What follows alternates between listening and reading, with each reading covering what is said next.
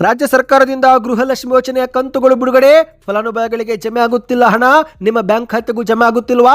ಹಾಗಾದ್ರೆ ವಿಡಿಯೋ ನೋಡಿ. ಮೃತರ ಖಾತೆಯಿಂದ ಹಣ ಡ್ರಾ ಮಾಡಿದ್ರೆ ಕೇಸ್ ದಾಖಲು ಎಂದು ಗ್ಯಾರಂಟಿ ಸಮಿತಿಯಿಂದ ಎಚ್ಚರಿಕೆ. 2,000 ರೂಪಾಯಿ ಪಡೆಯಲು ಇನ್ನು ಮುಂದೆ ಹೊಸ ನಿಯಮ ಕಡ್ಡಾಯ. ಹೇಗೆ ಅರ್ಜಿ ಸಲ್ಲಿಕೆ ಮಾಡಬೇಕು, ಯಾವೆಲ್ಲ ದಾಖಲೆಗಳು ಕೊಡಬೇಕು, ಆ ಬಗ್ಗೆಯೂ ಕೂಡ ಮಾಹಿತಿ ನೋಡೋಣ. ರಾಜ್ಯದಲ್ಲಿ ತೀವ್ರ ಬರಗಾಲ, ರೈತರು, ಬಡವರು ಹಾಗೂ ಹೈನುಗಾರಿಕೆಗೆ ಸಂಕಷ್ಟ. ಕಾಂಗ್ರೆಸ್ ಸರ್ಕಾರವೇ ಹೊಣೆ ಎಂದು BY ವಿಜೇಂದ್ರ ಅವರ ಕಿಡಿ. ರೈತರ ಸಾಲವನ್ನ ಮನ್ನಾ ಮಾಡುವಂತೆ ಒತ್ತಾಯ. ನೀವು ಕೂಡ ಬೆಳೆ ಸಾಲ ಮಾಡಿದ್ರೆ ವಿಡಿಯೋ ಪೂರ್ತಿಯಾಗಿ ನೋಡಿ ಸ್ನೇಹಿತರೆ. ಮತ್ತೊಂದೆಡೆಯಲ್ಲಿ ವಾಹನ ಮಾಲೀಕರಿಗೆ ಶಾಕ್ ಕೊಟ್ಟ ಸರ್ಕಾರ. ಉಚಿತ ಪಾರ್ಕಿಂಗ್ಗೆ ಬ್ರೇಕ್, ಗಂಟೆಗಳ ಲೆಕ್ಕದಲ್ಲಿ ಶುಲ್ಕ ಫಿಕ್ಸ್. ಎಷ್ಟು ಹಣ ಕಟ್ಟಬೇಕಾಗುತ್ತೆ, ಯಾವ ರೀತಿ ಶುಲ್ಕ ಪಡೆದುಕೊಳ್ಳಲಾಗುತ್ತೆ, ಆ ಬಗ್ಗೆಯೂ ಕೂಡ ನೋಡೋಣ. ಇನ್ನು ರಾಜ್ಯದಲ್ಲಿ 15,000 ಶಿಕ್ಷಕರ ನೇಮಕಾತಿಗೆ ಗ್ರೀನ್ ಸಿಗ್ನಲ್. ವಿಶೇಷವಾಗಿ ಈ 4 ಜಿಲ್ಲೆಗಳಲ್ಲಿ ಅಧಿಕ ನೇಮಕಾತಿಯಂತೆ ನಿಮ್ಮ ಊರಿನ ಹೆಸರು ಕೂಡ ಇದೆಯಾ, ಆ ಬಗ್ಗೆಯೂ ಕೂಡ ನೋಡೋಣ ಸ್ನೇಹಿತರೆ. ಮತ್ತೊಂದೆಡೆಯಲ್ಲಿ ರಾಜ್ಯಾದ್ಯಂತ ಪಾನ್ ಮಸಾಲ ಗುಟ್ಕಾ ಸಂಪೂರ್ಣ ನಿಷೇಧ. 1 ವರ್ಷ ಮಾರಾಟ ಮಾಡುವಂತಿಲ್ಲ. ಒಂದೊಮ್ಮೆ ಸಿಕ್ಕಿ ಬಿದ್ರೆ ಕಾನೂನು ಪ್ರಕಾರವೇ ಕಠಿಣ ಕ್ರಮ ಎಂದು ಆದೇಶ ಹೊರಡಿಸಲಾಗಿದೆ. ಎಲ್ಲ ಮಾಹಿತಿಗಳನ್ನು ಡೀಟೇಲ್ ಆಗಿ ನೋಡೋಕ್ಕೂ ಮೊದಲು ನೀವು ನಮ್ಮ ಚಾನಲ್ಗೆ ಮೊದಲು ಬಾರಿ ಭೇಟಿ ಕೊಡ್ತಾ ಇದ್ರೆ ಸುದ್ದಿ 9 ಯೂಟ್ಯೂಬ್ ಚಾನಲ್ಗೆ ಸಬ್ಸ್ಕ್ರೈಬ್ ಆಗಿ ಪಕ್ಕದಲ್ಲಿ ಕಾಣಿಸುವ ಗಂಟೆ ಕೂಡ ಒತ್ತಿದ್ರೆ ಕರ್ನಾಟಕದ ಮಾಹಿತಿಗಳು ನಿಮಗೆ ಸಿಗುತ್ತವೆ. ವಿಡಿಯೋಗೆ ನೀವು ಲೈಕ್ ಮಾಡ್ತಾ ವಿಡಿಯೋನ ಪೂರ್ತಿಯಾಗಿ ನೋಡಿ. ಬನ್ನಿ ಸ್ನೇಹಿತರೆ, ಎಲ್ಲ ಸುದ್ದಿಗಳನ್ನ ಡೀಟೇಲ್ ಆಗಿ ನೋಡೋಣ. ಎಲ್ಲರಿಗೂ ಫ್ರೀ ಎಂಬ ಘೋಷಣೆಯೊಂದಿಗೆ ಜಾರಿಗೆ ಬಂದ ಕಾಂಗ್ರೆಸ್ ಗ್ಯಾರಂಟಿ ಯೋಜನೆಗಳು ಬಡವರ ಜೊತೆಗೆ ಅನರ್ಹರು ಕೂಡ ಪಡೆದುಕೊಳ್ಳುವಂತೆ ಆಗಿದೆ. ಹೌದು ಗೆಳೆಯರೆ, ಪಂಚ ಗ್ಯಾರಂಟಿ ಯೋಜನೆಗಳು ದುರ್ಬಳಕೆ ಆಗಿದ್ದೇ ಹೆಚ್ಚು. ಅದರಲ್ಲೂ ಗೃಹಲಕ್ಷ್ಮಿ ಯೋಜನೆ ಹಣ ಇತ್ತೀಚೆಗೆ ಮೃತಪಟ್ಟವರ ಖಾತೆಗೆ ಜಮಾ ಆಗುತ್ತಿರುವ ಶಾಕಿಂಗ್ ಮಾಹಿತಿ ವರದಿಯಾಗಿದೆ. ಹೌದು ಗೆಳೆಯರೆ, ಏನಿಲ್ಲವೆಂದರೂ ಇದುವರೆಗೆ 120 ಕೋಟಿಗೂ ಅಧಿಕ ಹಣ ಮೃತರ ಬ್ಯಾಂಕ್ ಖಾತೆಗೆ ಜಮಾ ಆಗಿರುವುದು ವರದಿಯಾಗಿದೆ. ಹೌದು, ಗೃಹಲಕ್ಷ್ಮಿ ಯೋಜನೆ ಜಾರಿಗಾಗಿ 3 ವರ್ಷ ಕಳೆದಿದ್ದು, ಕಳೆದ 3 ವರ್ಷಗಳಲ್ಲಿ ಲಕ್ಷಾಂತರ ಗೃಹಲಕ್ಷ್ಮಿ ಯೋಜನೆ ಫಲಾನುಭವಿಗಳು ಮೃತಪಟ್ಟಿದ್ದಾರೆ. ಆದರೆ ಸರ್ಕಾರ ಬಳಿ ಈ ಬಗ್ಗೆ ಮಾಹಿತಿ ಇಲ್ಲದ ಕಾರಣ ಅವರ ಬ್ಯಾಂಕ್ ಖಾತೆಗೆ ಸತತವಾಗಿ ಹಣ ಜಮಾ ಆಗಿದ್ದು, ಅದರಂತೆ ಕುಟುಂಬಸ್ಥರು ಕೂಡ ಹಣ ಡ್ರಾ ಮಾಡಿಕೊಂಡಿರುವುದು ಬೆಳಕಿಗೆ ಬಂದಿದೆ. ಇದೀಗ ಶಿವಮೊಗ್ಗ ಜಿಲ್ಲೆಯೊಂದರಲ್ಲೇ 9,247 ಗೃಹಲಕ್ಷ್ಮಿಯರು ಮೃತಪಟ್ಟಿದ್ರು. ಅವರ ಬ್ಯಾಂಕ್ ಖಾತೆಗೆ ಹಣ ಜಮಾ ಆಗಿದ್ದು, ಈ ಪೈಕಿ ಜಮಾದಂತ ಹಣವನ್ನು ಈಗ ವಾಪಸ್ ಪಡೆದುಕೊಳ್ಳಲಾಗುತ್ತಿದೆ. ಹೌದು ಗೆಳೆಯರೆ, ಮಾಹಿತಿಯ ಪ್ರಕಾರ 9,247 ಮಹಿಳೆಯರ ಪೈಕಿ ಸುಮಾರು 3,599 ಮಹಿಳೆಯರ ಖಾತೆಗೆ ಜಮಾ ಆಗಿದ್ದಂತಹ ಹಣವನ್ನು ಸಂಬಂಧಿಕರು ಸತತವಾಗಿ ಡ್ರಾ ಮಾಡಿಕೊಂಡಿರುವುದು ಬೆಳಕಿಗೆ ಬಂದಿದೆ. ಹೀಗೆ ದುರ್ಬಳಕೆ ಆದಂತಹ ಹಣವನ್ನು ವಾಪಸ್ ಪಡೆದುಕೊಳ್ಳಲು ಸರ್ಕಾರ ಈಗ ಮುಂದಾಗಿದೆ. ಹೌದು, 3,79,00,000 ಹಣದಲ್ಲಿ ಇದುವರೆಗೆ ಕೇವಲ 63 ಲಕ್ಷ ಹಣ ಮಾತ್ರ ವಸೂಲಿ ಮಾಡಿಕೊಳ್ಳಲಾಗಿದ್ದು, ಉಳಿದಂತ ಹಣವನ್ನು ಕೂಡ ಹಂತ ಹಂತವಾಗಿ ವಸೂಲಿ ಮಾಡಿಕೊಳ್ಳಲು ಮಹಿಳಾ ಮತ್ತು ಮಕ್ಕಳ ಕಲ್ಯಾಣ ಇಲಾಖೆ ಅಧಿಕಾರಿಗಳು ರೆಡಿಯಾಗಿದ್ದಾರೆ. ಮತ್ತು ಸ್ನೇಹಿತರೆ, ಮರಣ ಹೊಂದಿದವರ ದಾಖಲೆಗಳು ತಡವಾಗಿ ಇಲಾಖೆಗೆ ಕೈಗೆ ಸಿಗುತ್ತಿರುವುದರಿಂದಲೇ ಈ ಒಂದು ಹಣ ಜಮಾ ಆಗುತ್ತಲೇ ಇದ್ದು, ಈಗ ಈ ಒಂದು ಹಣ ಕೋಟಿ ಲೆಕ್ಕದಲ್ಲಿ ದಾಟಿ ಹೋಗಿದೆ. ಅಂದಹಾಗೆ ಸ್ನೇಹಿತರೆ, ಗೃಹಲಕ್ಷ್ಮಿ ಯೋಜನೆ ಹಣ ಜಮಾ ಆಗಿದ್ದನ್ನ ವಾಪಸ್ ಪಡೆದುಕೊಳ್ಳಲು ಇಲಾಖೆ ಅಧಿಕಾರಿಗಳು ಮುಂದಾಗಿದ್ದಾರೆ. ಆದರೆ ಸ್ಪಷ್ಟ ನಿಯಮಗಳು ಇಲ್ಲದೇ ಇರುವ ಕಾರಣ ತುಂಬಾನೇ ಅಡೆತಡೆಗಳು ಬರುತ್ತಿವೆ. ಹೌದು, ಬ್ಯಾಂಕ್ ಖಾತೆ ಫ್ರೀಸ್ ಮಾಡುವುದು ಅಥವಾ ದುರ್ಬಳಕೆ ಆದ ಹಣವನ್ನು ಮರುಪಡೆಯಲು ಫಲಾನುಭವಿಗಳ ಮನೆಗೆ ಹೋದಾಗ ವಸೂಲಿ ಮಾಡುವ ವೇಳೆ ಸಾಕಷ್ಟು ಅಡೆತಡೆಗಳು ಬರುತ್ತಿದ್ದು, ಸರ್ಕಾರಕ್ಕೆ ಇದು ದೊಡ್ಡ ಸವಾಲಾಗಿ ಪರಿಣಮಿಸಿದೆ. ಅಂದಹಾಗೆ ಸ್ನೇಹಿತರೆ, ಇನ್ನು ಮುಂದೆ ATM ಮೂಲಕ ಹಣ ಡ್ರಾ ಮಾಡಿಕೊಂಡ್ರೆ ಅಥವಾ ಮೃತಪಟ್ಟವರ ಬ್ಯಾಂಕ್ ಖಾತೆಗೆ ಜಮಾ ಆಗಿದ್ದಂಥ ಹಣವನ್ನು ಬೇರೆಯವರಿಗೆ ಕಳುಹಿಸಿದರೆ ಅಂತವರ ವಿರುದ್ಧ ಕಠಿಣ ಕ್ರಮ ಜರುಗಿಸಲು ಗ್ಯಾರಂಟಿ ಸಮಿತಿ ಮುಂದಾಗಿದೆ. ಹೌದು, ಯಾಕಂದ್ರೆ ಅರ್ಹರಿಗೆ ಜಮಾ ಆಗಬೇಕಾಗಿದ್ದಂಥ ಹಣವನ್ನು ಮೃತಪಟ್ಟವರ ಬ್ಯಾಂಕ್ ಖಾತೆಗೆ ಜಮಾ ಆಗಿದ್ದು, ಈ ಒಂದು ಹಣವನ್ನು ದುರ್ಬಳಕೆ ಮಾಡಿಕೊಂಡ್ರೆ ಅದು ಕಾನೂನು ಪ್ರಕಾರ ಶಿಕ್ಷಾರ್ಹ ಅಪರಾಧವಾಗಿರುತ್ತೆ. ಹಾಗಾಗಿ ಅಂತವರ ವಿರುದ್ಧ ಕೇಸ್ ದಾಖಲಿಸಿ ಜೈಲಿಗಟ್ಟಲಾಗುವುದು ಎಂದು ಗ್ಯಾರಂಟಿ ಯೋಜನೆಗಳ ಅಧ್ಯಕ್ಷರಾಗಿರುವ ರೆಡ್ಡಿ ಶ್ರೀನಿವಾಸ್ ಅವರು ಇತ್ತೀಚೆಗೆ ವಿಡಿಯೋ ಮಾಡಿ ಎಚ್ಚರಿಕೆ ಕೊಟ್ಟಿದ್ದಾರೆ. ಅಂದಹಾಗೆ ಸ್ನೇಹಿತರೆ, ಗೃಹಲಕ್ಷ್ಮಿ ಯೋಜನೆಯಲ್ಲಿ ಈ ಒಂದು ದುರ್ಬಳಕೆ ತಡೆಗಟ್ಟಲು ಸರ್ಕಾರ ಶೀಘ್ರವೇ ಮರು ಅರ್ಜಿ ಕರೆಯಲಿದೆ. ಹೌದು, ನೀವು ಕೂಡ ಗೃಹಲಕ್ಷ್ಮಿ ಯೋಜನೆ ಫಲಾನುಭವಿಗಳಾಗಿದ್ದರೆ ಮುಂದಿನ ದಿನಗಳಲ್ಲಿ ಕರ್ನಾಟಕವನ್ನು ಬೆಂಗಳೂರು ಅಥವಾ ಇತರೆ ಕೇಂದ್ರಕ್ಕೆ ಭೇಟಿ ಕೊಟ್ಟು ಮರು ಅರ್ಜಿಯನ್ನು ಸಲ್ಲಿಕೆ ಮಾಡಬೇಕಾಗುತ್ತೆ. ರಾಜ್ಯಾದ್ಯಂತ ಸುಮಾರು 15,000ಕ್ಕೂ ಅಧಿಕ ಕೇಂದ್ರಗಳಿದ್ದು, ಈ ಒಂದು ಕೇಂದ್ರಕ್ಕೆ ಭೇಟಿ ಕೊಟ್ಟು ನೀವು ಬಯೋಮೆಟ್ರಿಕ್ ನೀಡುವ ಮೂಲಕ ಮರು ಪರಿಶೀಲನೆಗೆ ಒಳಗಾಗಬೇಕು. ಅಂದ್ರೆ ಜೀವಂತ ಫಲಾನುಭವಿಗಳಿಗೆ ಮಾತ್ರ ಹಣ ತಲುಪಿಸುವ ನಿಟ್ಟಿನಲ್ಲಿ ಮರು ಅರ್ಜಿ ಕರೆಯಲಾಗುವುದು ಎಂದು DK ಶಿವಕುಮಾರ್ ಅವರು ಹೇಳಿದ್ದಾರೆ. ಆ ಸಮಯದಲ್ಲಿ ಸ್ನೇಹಿತರೆ, ನೀವು ನಿಮ್ಮ ಆಧಾರ್ ಕಾರ್ಡ್ ಸಂಖ್ಯೆ, ಮನೆ ಯಜಮಾನಿಯ ಬ್ಯಾಂಕ್ ಖಾತೆ ಮಾಹಿತಿ, ಜಾತಿ ಮತ್ತು ಆದಾಯ ಪ್ರಮಾಣ ಪತ್ರ, ಫಲಾನುಭವಿಯ ಪತಿ ಹೆಸರು ಮತ್ತು ಅವರ ಆಧಾರ್ ಕಾರ್ಡ್ ನಂಬರ್, APL ಮತ್ತು BPL ಕಾರ್ಡು, ಈ ಎಲ್ಲ ದಾಖಲೆಗಳನ್ನು ನೀವು ಕೊಡಬೇಕಾಗುತ್ತೆ. ಸ್ನೇಹಿತರೆ, ನಿಮ್ಮ ಬ್ಯಾಂಕ್ ಖಾತೆಗೆ ಗೃಹಲಕ್ಷ್ಮಿ ಯೋಜನೆ ಹಣ ಜಮೆ ಆಗ್ತಾ ಇದೆಯಾ? ಕಮೆಂಟ್ ಮಾಡಿ. ಯಾಕಂದ್ರೆ ಇದುವರೆಗೆ ಸರ್ಕಾರ 32 ಕಂತು ಜಮಾ ಮಾಡಿದೆ. 2,440 ಕೋಟಿ ಹಣವನ್ನು DK ಶಿವಕುಮಾರ್ ಅವರು ಇತ್ತೀಚೆಗೆ ಬಿಡುಗಡೆ ಮಾಡಿರುವುದಾಗಿ ಗ್ಯಾರಂಟಿ ಯೋಜನೆಗಳ ಉಪಾಧ್ಯಕ್ಷರಾಗಿರುವ ದಿನೇಶ್ ಗುಳಿಗೋಡ್ ಅವರು ಮಾಹಿತಿ ಹಂಚಿಕೊಂಡಿದ್ದು, ಈ ಒಂದು ಹಣ ನಿಮ್ಮ ಬ್ಯಾಂಕ್ ಖಾತೆಗೆ ಬಂದಿದೆಯಾ? ನೀವು ನಮಗೆ ಕಮೆಂಟ್ ಮಾಡಿ ಸ್ನೇಹಿತರೆ. ಬನ್ನಿ ಈಗ ಮತ್ತೊಂದು ಮಾಹಿತಿಗೂ ಹೋಗೋಣ. ರಾಜ್ಯ ಸರ್ಕಾರ ಕೂಡಲೇ ಮಧ್ಯಪ್ರವೇಶಿಸಿ ರೈತರ ಸಾಲವನ್ನು ಮನ್ನಾ ಮಾಡಬೇಕು ಎಂದು ರೈತರು ಸೇರಿದಂತೆ ಬಿಜೆಪಿ ನಾಯಕರು ಮತ್ತು ಜೆಡಿಎಸ್ ನಾಯಕರು ಈಗ ಸರ್ಕಾರಕ್ಕೆ ಒತ್ತಾಯಿಸುತ್ತಿದ್ದಾರೆ.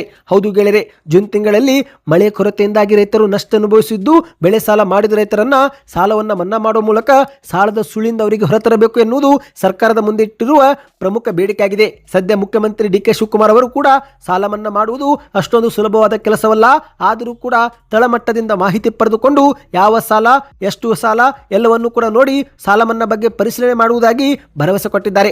ಆದರೆ ಸ್ನೇಹಿತರೆ, ಇದೀಗ ಈ ಒಂದು ರೈತರಿಗೆ ಆಗಿರುವ ನಷ್ಟಕ್ಕೆ ಕಾಂಗ್ರೆಸ್ ಸರ್ಕಾರವೇ ಹೊಣೆ ಎಂದು ಬಿವಾ ವಿಜೇಂದ್ರ ಅವರು ಕೋಲಾರದಲ್ಲಿ ಕಿಡಿಕಾರಿದ್ದಾರೆ. ಹೌದು, ರಾಜ್ಯಾದ್ಯಂತ ಮಳೆಯ ಕೊರತೆಯಿಂದ ತೀವ್ರ ಬರ ಪರಿಸ್ಥಿತಿ ನಿರ್ಮಾಣವಾಗಿದ್ದು, ಕೋಲಾರ, ಚಿಕ್ಕಬಳ್ಳಾಪುರ ಸೇರಿದಂತೆ ಹಲವು ಜಿಲ್ಲೆ ರೈತರು ಸಂಕಷ್ಟಕ್ಕೆ ಸಿಲುಕಿದ್ದಾರೆ. ರೈತರು ಬಿತ್ತನೆ ಮಾಡಿದ್ರೂ ಕೈಗೆ ಬೆಳೆ ಬಾರದ ಪರಿಸ್ಥಿತಿ ನಿರ್ಮಾಣವಾಗಿದೆ. ಟೊಮ್ಯಾಟೊ, ಮಾವು ಸೇರಿದಂತೆ ಹಲವು ಬೆಳೆಗಳು ನಷ್ಟ ಆಗಿದ್ದು, ಇಂತಹ ಸಮಯದಲ್ಲಿ ರೈತರ ನೆರವಿಗೆ ಧಾವಿಸಬೇಕಾದಂಥ ಕಾಂಗ್ರೆಸ್ ಸರ್ಕಾರ ರೈತರ ಸಮಸ್ಯೆಗಳನ್ನು ನಿರ್ಲಕ್ಷಿಸುತ್ತಿದೆ ಎಂದು ಬಿಜೆಪಿಯ ರಾಜ್ಯಾಧ್ಯಕ್ಷ ಬಿವಾ ವಿಜೇಂದ್ರ ಅವರು ಆರೋಪ ಮಾಡಿದ್ದಾರೆ. ಹೌದು ಗೆಳೆಯರೆ, ಕೋಲಾರದ ಹೊರವಲಯದಲ್ಲಿ ಇತ್ತೀಚೆಗೆ ನಡೆದಂಥ ಚುನಾವಣಾ ಪೂರ್ವಭಾವಿ ಸಭೆ ಬಳಿಕ ಮಾಧ್ಯಮಗಳ ಮುಂದೆ ಮಾತನಾಡಿದ್ದಾರೆ. ರಾಜ್ಯದ ವಿವಿಧ ಭಾಗಗಳಿಗೆ ಈಗಾಗಲೇ ನಾವು ಪ್ರವಾಸ ಮಾಡಿದ್ದು, ರೈತರ ವಾಸ್ತವ ಸ್ಥಿತಿ ನಾವೇ ಸ್ವತಃ ನೋಡಿದ್ದೇವೆ. ರಾಜ್ಯದಲ್ಲಿ ಬರದ ಪರಿಸ್ಥಿತಿ ತೀವ್ರವಾಗಿರುವ ಹಿನ್ನೆಲೆಯಲ್ಲಿ ಕೂಡಲೇ ರೈತರಿಗೆ ತಕ್ಷಣ ಪರಿಹಾರ ಮತ್ತು ಅಗತ್ಯ ನೆರವು ಸರ್ಕಾರ ನೀಡಬೇಕು. ಇದು ಸರ್ಕಾರದ ಜವಾಬ್ದಾರಿಯೂ ಆಗಿದೆ. ಕೇಂದ್ರ ಸರ್ಕಾರದ ನೆರವು ಕೇಳೋಕ್ಕೂ ಮುನ್ನ ರಾಜ್ಯ ಸರ್ಕಾರ ತನ್ನ ಜವಾಬ್ದಾರಿ ನಿಭಾಯಿಸಬೇಕು ಎಂದು ವಿಜೇಂದ್ರ ಅವರು ಒತ್ತಾಯಿಸಿದ್ದಾರೆ. ರೈತರು ಬೆಳೆ ಇಲ್ಲದೆ ಸಂಕಷ್ಟದಲ್ಲಿದ್ದು, ಸಾಲದ ಹೊರೆಯೂ ಕೂಡ ಹೆಚ್ಚಾಗಿದೆ. ಇಂತಹ ಸಂದರ್ಭದಲ್ಲಿ ರೈತರ ಸಾಲ ಮನ್ನಾ ಸೇರಿದಂತೆ ಅಗತ್ಯ ಪರಿಹಾರ ಕ್ರಮ ಬಗ್ಗೆ ಸರ್ಕಾರ ಕ್ರಮ ತೆಗೆದುಕೊಳ್ಳಬೇಕು. ಆದರೆ ಇದುವರೆಗೂ ಸರ್ಕಾರ ಯಾವುದೇ ನಿರ್ಧಾರವೇ ಮಾಡಿಲ್ಲ ಎಂದು ಕಿಡಿಕಾರಿದ್ದಾರೆ. ಕಾಂಗ್ರೆಸ್ನ ಸಚಿವರು ಮತ್ತು ಶಾಸಕರು ದೆಹಲಿ ಪ್ರವಾಸ ರಾಜಕೀಯ ಚಟುವಟಿಕೆಗಳಿಗೆ ನೀಡುವ ಸಮಯವನ್ನು ಇತ್ತ ರೈತರ ಸಂಕಷ್ಟ ಪರಿಹಾರಕ್ಕೆ ನೀಡಬೇಕಾಗಿತ್ತು ಎಂದು ಟೀಕೆ ಮಾಡಿದ್ದಾರೆ. ಸ್ನೇಹಿತರೆ, ನೀವು ಕೂಡ ರೈತರಾಗಿದ್ದು ಬೆಳೆ ಸಾಲ ಮಾಡಿದ್ರೆ, ಸಾಲ ಮನ್ನಾ ನಿರೀಕ್ಷೆಯಲ್ಲಿದ್ದರೆ ಕಮೆಂಟ್ನಲ್ಲಿ ಸಾಲ ಮನ್ನಾ ಎಂದು ಕಮೆಂಟ್ ಮಾಡಿ. ಬನ್ನೀಗ ಮತ್ತೊಂದು ಮಾಹಿತಿಗೂ ಹೋಗೋಣ. ರಾಜಧಾನಿ ಬೆಂಗಳೂರಿನ ವಾಹನ ಮಾಲೀಕರಿಗೆ ಶಾಕಿಂಗ್ ಸುದ್ದಿ. ಇನ್ನು ಮುಂದೆ ಉಚಿತ ಪಾರ್ಕಿಂಗ್ ಇರೋದಿಲ್ಲ, ಗಂಟೆಗಳ ಲೆಕ್ಕದಲ್ಲೇ ಶುಲ್ಕವನ್ನು ನೀವು ಕಟ್ಟಬೇಕಾಗುತ್ತೆ. ಹೌದು, ರಾಜಧಾನಿಯ ರಸ್ತೆಗಳಲ್ಲಿ ಮನಸೋ ಇಚ್ಛೆ ವಾಹನ ನಿಲ್ಲಿಸುವ ಚಟಕ್ಕೆ ಬ್ರೇಕ್ ಹಾಕಲು ಗ್ರೇಟರ್ ಬೆಂಗಳೂರು ಪ್ರಾಧಿಕಾರ ಸಜ್ಜಾಗಿದ್ದು, ಇನ್ನು ಮುಂದೆ ಈ ಒಂದು ಟ್ರಾಫಿಕ್ ಸಮಸ್ಯೆ ಮತ್ತು ಶಿಸ್ತು ಬದ್ಧಗೊಳಿಸಲು ರಾಜ್ಯ ಸರ್ಕಾರ ಹೊಸ ಪಾರ್ಕಿಂಗ್ ನೀತಿ ಕರಡು ಅಧಿಸೂಚನೆ ಹೊರಡಿಸಿದೆ. ಸ್ನೇಹಿತರೆ, ಇನ್ನು ಮುಂದೆ ಬೆಂಗಳೂರಿನಲ್ಲಿ ಎಲ್ಲಿಯೂ ಕೂಡ ಉಚಿತ ಪಾರ್ಕಿಂಗ್ ವ್ಯವಸ್ಥೆ ಇರೋದಿಲ್ಲ, ಸಂಪೂರ್ಣವಾಗಿ ಬಂದ್ ಆಗಲಿದ್ದು, ರಸ್ತೆಯ ಗುಣಮಟ್ಟದ ಆಧಾರಿತ ಶುಲ್ಕ ಪಾವತಿಸಲಾಗುವುದು ಎಂದು ಹೇಳಲಾಗಿದೆ. ಹೌದು ಗೆಳೆಯರೆ, ಎ ವರ್ಗದ ರಸ್ತೆಗಳು, ಬಿ ವರ್ಗದ ರಸ್ತೆಗಳು ಮತ್ತು ಸಿ ವರ್ಗದ ರಸ್ತೆ ಎಂದು ಗುರುತಿಸಲಾಗಿದ್ದು, ಎ ವರ್ಗದ ರಸ್ತೆ ಇದ್ರೆ ದ್ವಿಚಕ್ರ ವಾಹನಗಳಿಗೆ 40 ರೂಪಾಯಿ ಮತ್ತು ಕಾರು ಸೇರಿದಂತೆ ಇತರೆ ವಾಹನವಿದ್ರೆ 80 ರೂಪಾಯಿ, ಬಿ ವರ್ಗದ ರಸ್ತೆ ಆಗಿದ್ರೆ ದ್ವಿಚಕ್ರ ವಾಹನಗಳಿಗೆ 30 ರೂಪಾಯಿ ಶುಲ್ಕ, ಲಘು ವಾಹನಗಳಾಗಿದ್ರೆ 60 ರೂಪಾಯಿ ಶುಲ್ಕ. ಇನ್ನು ಸಿ ವರ್ಗದ ರಸ್ತೆ ಆಗಿದ್ರೆ ದ್ವಿಚಕ್ರ ವಾಹನಗಳಿಗೆ 20 ರೂಪಾಯಿ ಶುಲ್ಕ, ಕಾರು ಸೇರಿದಂತೆ ಇತರೆ ಲಘು ವಾಹನಗಳಿಗೆ 40 ರೂಪಾಯಿ ಶುಲ್ಕ ಎಂದು ಹೇಳಲಾಗ್ತಾ ಇದೆ. ಅಷ್ಟು ಮಾತ್ರ ಅಲ್ಲ ಸ್ನೇಹಿತರೆ, ಪ್ರತಿ ಗಂಟೆಗೆ ಲೆಕ್ಕದಲ್ಲಿಯೂ ಕೂಡ ನೀವು ಹಣವನ್ನು ಕೊಡಬೇಕಾಗುತ್ತೆ. ಹೌದು, ಕೆಲವು ಜಾಗದಲ್ಲಿ ದ್ವಿಚಕ್ರ ವಾಹನವಿದ್ರೆ ಪ್ರತಿ ಗಂಟೆಗೆ 20 ರೂಪಾಯಿಯಂತೆ ಶುಲ್ಕ ಪಾವತಿ ಮಾಡಬೇಕು ಮತ್ತು ಬಿ ವರ್ಗದ ರಸ್ತೆ ಆಗಿದ್ರೆ ಪ್ರತಿ ಗಂಟೆಗೆ 15 ರೂಪಾಯಿಯಂತೆ ಶುಲ್ಕ ಪಾವತಿ ಮಾಡಬೇಕು. ಸಿ ವರ್ಗದ ರಸ್ತೆ ಆಗಿದ್ರೆ ಪ್ರತಿ ಗಂಟೆಗೆ 10 ರೂಪಾಯಿಯಂತೆ ನೀವು ಶುಲ್ಕವನ್ನ ಪಾವತಿ ಮಾಡಬೇಕಾಗುತ್ತೆ. ಅಂದಹಾಗೆ ಸ್ನೇಹಿತರೆ, ಕೆಲವು ಜಾಗದಲ್ಲಿ ಪಾರ್ಕಿಂಗ್ ಸಂಪೂರ್ಣ ನಿಷೇಧವೂ ಕೂಡ ಮಾಡಲಾಗಿದೆ. ಹೌದು, ಸೂಕ್ಷ್ಮ ವಲಯಗಳಲ್ಲಿ ಇನ್ನು ಮುಂದೆ ವಾಹನ ನಿಲುಗಡೆ ಮಾಡುವಂತಿಲ್ಲ. ಹೌದು ಸ್ನೇಹಿತರೆ, ಮೆಟ್ರೋ ಸೇರಿದಂತೆ ಪ್ರಮುಖ ಬಸ್ ನಿಲ್ದಾಣದ ಸುತ್ತಮುತ್ತಲ ಪ್ರದೇಶದಲ್ಲಿ ವಾಹನ ನಿಲ್ಲಿಸುವಂತಿಲ್ಲ. ಯಾಕಂದ್ರೆ ಸಹಜವಾಗಿ ಹೆಚ್ಚು ವಾಹನ ಇರುವ ಜಾಗದಲ್ಲಿ ಟ್ರಾಫಿಕ್ ಸಮಸ್ಯೆ ಆಗಬಹುದು. ಹಾಗಾಗಿ ಸೂಕ್ಷ್ಮ ಪ್ರದೇಶಗಳಲ್ಲಿ ಈ ಒಂದು ವಾಹನ ನಿಲುಗಡೆಯನ್ನ ನಿಷೇಧ ಮಾಡಲಾಗಿದೆ. ಮುಖ್ಯ ಸಂಪರ್ಕ ರಸ್ತೆಗಳು, ಟ್ರಾಫಿಕ್ ಸಿಗ್ನಲ್ ಇಂದ 50 ಮೀಟರ್ ವ್ಯಾಪ್ತಿಯೊಳಗೂ ಕೂಡ ಎಲ್ಲಿಯೂ ಕೂಡ ವಾಹನ ನಿಲ್ಲಿಸುವಂತಿಲ್ಲ. ಒಂದೊಮ್ಮೆ ನಿಲ್ಲಿಸಿದ್ರೆ ವಾಹನದ ಮೇಲೆ ಹೆಚ್ಚು ಶುಲ್ಕ ಅಥವಾ ಈ ಒಂದು ವಾಹನ ಸೀಜ್ ಮಾಡಲಾಗುವುದು ಎಂದು ಹೇಳಲಾಗ್ತಾ ಇದೆ. ಮತ್ತು ಇಲ್ಲಿ ಒಂದು ಶಾಕಿಂಗ್ ಮಾಹಿತಿ ಏನೆಂದರೆ ಸ್ನೇಹಿತರೆ, ಮನೆ ಮಾಲೀಕರಿಗೆ ಒಂದು ಹೊಣೆಗಾರಿಕೆ ಕೊಡಲಾಗಿದೆ. ಹೌದು, ಬಾಡಿಗೆದಾರರಿಗೆ ಪಾರ್ಕಿಂಗ್ ಜಾಗ ಕೊಡುವುದು ಕೂಡ ಮನೆ ಮಾಲೀಕರ ಕರ್ತವ್ಯ. ಅವರೇನಾದರೂ ರಸ್ತೆ ಬದಿ ಅಥವಾ ಮನೆ ಮುಂದೆ ವಾಹನ ನಿಲ್ಲಿಸಿದ್ರೆ ಅದರ ಶುಲ್ಕ ಅಥವಾ ದಂಡದ ಜವಾಬ್ದಾರಿಯು ಕೂಡ ಮನೆ ಮಾಲೀಕರೇ ಹೊರಬೇಕಾಗುತ್ತೆ ಎನ್ನುವುದು ಮತ್ತೊಂದು ನಿಯಮವು ಕೂಡ ಇಲ್ಲಿ ಜಾರಿಗೆ ಮಾಡಲಾಗಿದೆ. ಈ ಬಗ್ಗೆ ನಿಮ್ಮ ಅನಿಸಿಕೆಯನ್ನು ನೀವು ನಮಗೆ ಕಮೆಂಟ್ ಮಾಡಿ ತಿಳಿಸಿ. ಬನ್ನಿ ಸ್ನೇಹಿತರೆ, ಮತ್ತೊಂದು ಮಾಹಿತಿಗೂ ಹೋಗೋಣ. ನೀವು ಕೂಡ ಉದ್ಯೋಗದ ನಿರೀಕ್ಷೆಯಲ್ಲಿದ್ದರೆ ಕಮೆಂಟ್ ಅಲ್ಲಿ ಉದ್ಯೋಗ ಎಂದು ಕಮೆಂಟ್ ಮಾಡಿ ಸ್ನೇಹಿತರೆ. ಇನ್ನು ಮುಂದೆ ಉದ್ಯೋಗದ ಬಗ್ಗೆಯೂ ಕೂಡ ಮಾಹಿತಿ ತಂದು ಕೊಡುತ್ತೇವೆ. ಇದೀಗ ರಾಜ್ಯದಲ್ಲಿ 15,000 ಶಿಕ್ಷಕರ ನೇಮಕಾತಿಗೆ ಗ್ರೀನ್ ಸಿಗ್ನಲ್ ಸಿಕ್ಕಿದೆ. ಹೌದು, ರಾಜ್ಯದ ಸರ್ಕಾರಿ ಶಾಲೆಗಳಲ್ಲಿ ಖಾಲಿ ಇರುವ ಶಿಕ್ಷಕರ ಹುದ್ದೆಗೆ ಭರ್ತಿ ಮಾಡಲು ಸರ್ಕಾರ ಮುಂದಾಗಿದ್ದು, ಒಟ್ಟು 15,000 ಶಿಕ್ಷಕರ ನೇಮಕಾತಿ ಮಾಡಿಕೊಳ್ಳಲಾಗ್ತಾ ಇದೆ.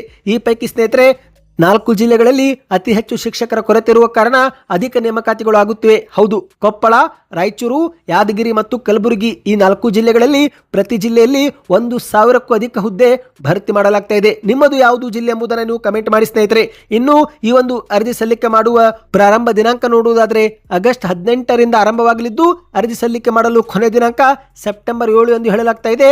ನಂತರ ಅಕ್ಟೋಬರ್ 5 ಅಥವಾ 6ರಂದು ಸ್ಪರ್ಧಾತ್ಮಕ ಪರೀಕ್ಷೆಯು ಕೂಡ ನಡೆಯಲಿದೆ ಎಂದು ಹೇಳಲಾಗಿದೆ. ಹೆಚ್ಚಿನ ಮಾಹಿತಿಗೆ ನೀವು ಸ್ನೇಹಿತರೆ ಹತ್ತಿರದ ಸೈಬರ್ ಸೆಂಟರ್ಗೆ ಭೇಟಿ ಕೊಟ್ಟು ಅರ್ಜಿ ಸಲ್ಲಿಕೆ ಮಾಡಬಹುದು. ಆಗಸ್ಟ್ 18ರಿಂದ ಅರ್ಜಿ ಸಲ್ಲಿಕೆ ಪ್ರಾರಂಭವಾಗಲಿದೆ. ಬನ್ನಿ ಈಗ ಮತ್ತೊಂದು ಮಾಹಿತಿಗೂ ಹೋಗೋಣ. ರಾಜ್ಯಾದ್ಯಂತ 1 ವರ್ಷದವರೆಗೆ ತಂಬಾಕು ಮತ್ತು ಇತರೆ ಪಾನ್ ಮಸಾಲ ಗುಟ್ಕಾಗಳು ಬ್ಯಾನ್ ಮಾಡಲಾಗಿದೆ. ಹೌದು ಸ್ನೇಹಿತರೆ, ತಂಬಾಕು ಹಾಗೂ ನಿಕೋಟಿನ್ ಹೊಂದಿರುವ ಎಲ್ಲಾ ರೀತಿಯ ಗುಟ್ಕಾ ಪಾನ್ ಮಸಾಲ ಉತ್ಪನ್ನಗಳ ತಯಾರಿಕೆ ಆಗಿರಲಿ, ಸಂಗ್ರಹಣೆ ಆಗಿರಲಿ ಮತ್ತು ಸಾಗಣೆ ಸೇರಿದಂತೆ ಮಾರಾಟ ಮಾಡುವುದು ಸಂಪೂರ್ಣ ನಿಷೇಧ ಮಾಡಿ ಆಹಾರ ಸುರಕ್ಷತಾ ಇಲಾಖೆ ಆದೇಶ ಹೊರಡಿಸಿದೆ. ಆಗಸ್ಟ್ 10ರಿಂದಲೇ ಅನ್ವಯವಾಗುವಂತೆ 1 ವರ್ಷದ ಕಾಲ ಒಟ್ಟಾರೆಯಾಗಿ ಈ ಒಂದು ಗುಟ್ಕಾ ಪಾನ್ ಮಸಾಲ ನಿಷೇಧವಿರುತ್ತೆ.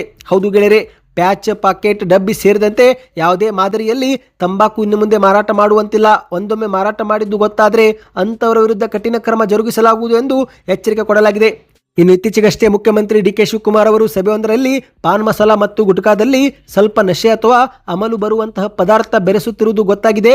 ಒಂದೊಮ್ಮೆ ಇದೇ ರೀತಿ ಮುಂದುವರೆದರೆ ಮತ್ತೊಮ್ಮೆ ಅಮಲು ನಶೆ ಬರುವಂತಹ ಪದಾರ್ಥ ಬೆರೆಸುತ್ತಿರುವುದು ದೃಢಪಟ್ಟರೆ ಕರ್ನಾಟಕದಲ್ಲಿ ಎಲ್ಲಾ ರೀತಿಯ ಪಾನ್ ಮಸಾಲ ಗುಟ್ಕಾ ಉತ್ಪನ್ನವನ್ನ ನಿಷೇಧ ಮಾಡುತ್ತೇವೆ. ಸರ್ಕಾರಕ್ಕೆ 100 ಕೋಟಿಗೂ ಅಧಿಕ ತೆರಿಗೆ ನಷ್ಟವಾದರೂ ಚಿಂತೆ ಇಲ್ಲ, ನಮಗೆ ಯುವಕರ ಆರೋಗ್ಯ ಅಗತ್ಯ ಎಂದು ಡಿ.ಕೆ. ಶಿವಕುಮಾರ್ ಅವರು ಹೇಳಿದ್ರು. ಈಗ ಅದೇ ಬೆನ್ನಲ್ಲೇ ಈ ಒಂದು ಕೊನೆಗೂ ಅಧಿಕೃತವಾದ ಆದೇಶ ಹೊರಡಿಸಲಾಗಿದೆ. ಸ್ನೇಹಿತರೆ, ನಿಮ್ಮ ಪ್ರಕಾರ ಗುಟ್ಕಾ ಪಾನ್ ಮಸಾಲ ಬ್ಯಾನ್ ಮಾಡಿದ್ದು ಸರಿನಾ ತಪ್ಪಾ? ನಿಮ್ಮ ಅನಿಸಿಕೆಯನ್ನು ಕಮೆಂಟ್ ಮಾಡಿ. ಇದರಿಂದ ಒಂದು ಉತ್ತಮ ಫೀಡ್ಬ್ಯಾಕ್ ಸಿಗುತ್ತೆ. ವಿಡಿಯೋ ಇಷ್ಟವಾಯ್ತಾ? ನೀವು ಲೈಕ್ ಮಾಡಿ ಸ್ನೇಹಿತರೆ ಪ್ರತಿಯೊಬ್ಬರು, ಮತ್ತು ವಿಡಿಯೋನ ಶೇರ್ ಮಾಡಿ. ನಮ್ಮ ಚಾನಲ್ಗೆ ಸಬ್ಸ್ಕ್ರೈಬ್ ಆಗಿಲ್ಲ ನೀವು ದಯವಿಟ್ಟು ಸಬ್ಸ್ಕ್ರೈಬ್ ಕೂಡ ಮಾಡಿ.